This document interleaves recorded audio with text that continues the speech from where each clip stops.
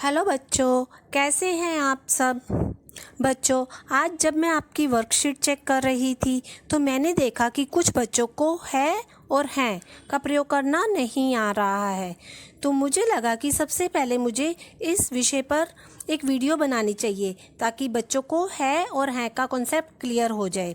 बच्चों, इस विषय को शुरू करने से पहले हमें वचन के बारे में जानकारी होना बहुत ज़रूरी है। तो चलिए समझते हैं कि वचन किसे कहते हैं और वचन कितने प्रकार के होते हैं। एक संख्या को बताने वाले शब्द एक वचन कहलाते हैं, जैसे पुस्तक, लड़का, लड़की। एक से अधिक संख्या बताने वाले शब्द जैसे पुस्तकें, लड़के, लड़कियां बहुवचन कहलाते हैं। इस प्रकार बच्चों, वचन कितने प्रकार के होते हैं? वचन दो प्रकार के होते हैं, एक वचन, बहुवचन। बच्चों, इसी प्रकार हिंदी में भी बिना बिंदी के है एक वचन होता है और बिंदी वाला है बहुवचन होता है।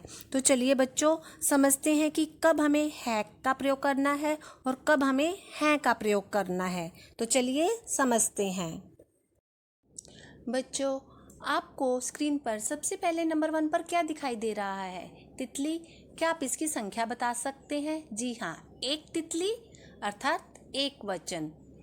तो इसका हम वाक्य में प्रयोग कैसे करेंगे? यह एक तितली है। यहाँ पर बिना बिंदी के है का प्रयोग किया जाता है। जब एक चीज़ की बात करते हैं तो हम बिना बिंदी के है का प्रयोग करते हैं। इसी प्रकार बच्चों, आगे देखिए फूल। फूल कितने हैं? एक। तो इसका हम वाक्य कैसे बनाएंगे? यह फूल है। एक फूल है तो हम बिना बिंदी वाले है का प्रयोग करेंगे। इसी प्रकार लड़की कितनी है? कितनी संख्या में है? एक। एक लड़की है, एक वचन है, तो हम इसका वाक्य में कैसे प्रयोग करेंगे? यह लड़की है।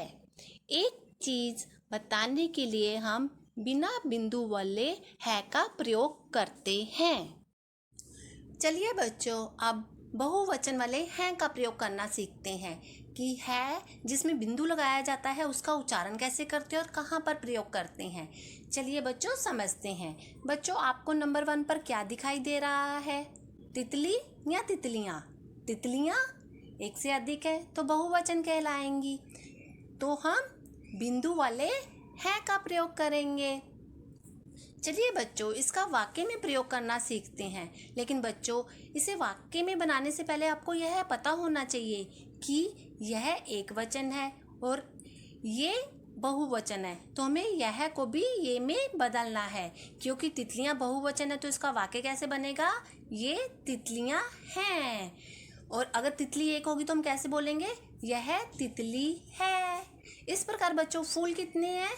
बहुवचन में है, एक से अधिक है, तो हम कैसे वाक्य बनाएंगे?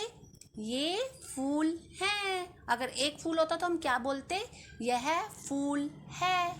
इसी प्रकार बच्चों, लड़की एक है कि अधिक है? अधिक है, बहुवचन है, तो हम वाक्य कैसे बनाएंगे? ये लड़कियां हैं। अगर एक लड़की होता बच्चों तो हम कैसे बोलते? यह लड़की है। तो हमारा क्या परिवर्तन होता है? यह ये में बदल जाता है में बदल जाता है।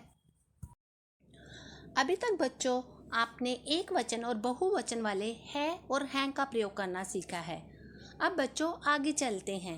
जब हम कभी अपने से बड़ों के लिए कुछ बोलते हैं या कुछ लिखते हैं, कोई वाक्य बनाते हैं, तो उन्हें आदर और सम्मान देने के लिए भी हम हमेशा बिंदु वाले हैं का प्रयोग करते हैं। जैसे दादाजी आ रहे हैं। हम ऐसे नहीं बोलते बच्चों, दादाजी आ रहे हैं। आदर देते हैं हम अपने से बड़ों के लिए तो बिंदु वाले हैं का प्रयोग करते हैं। जैसे अध्यापक पढ़ा रहे हैं, पिताजी काम कर रहे हैं। बच्चों, आगे चलिए।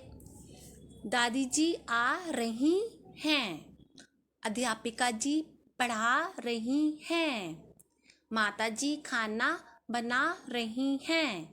दादाजी, दादी जी, माताजी, पिताजी सब हमसे बड़े हैं तो हम बिंदु वाले हैं का प्रयोग करते हैं।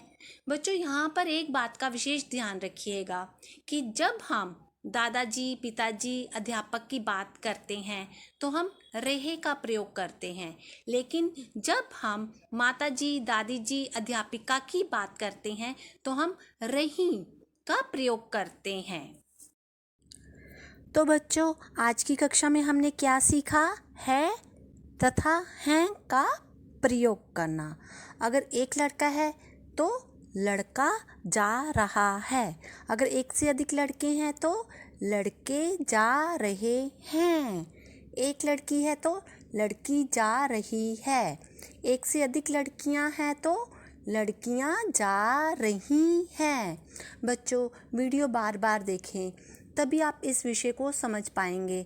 आधी अधूरी वीडियो देखने से आपको कुछ समझ नहीं आएगा।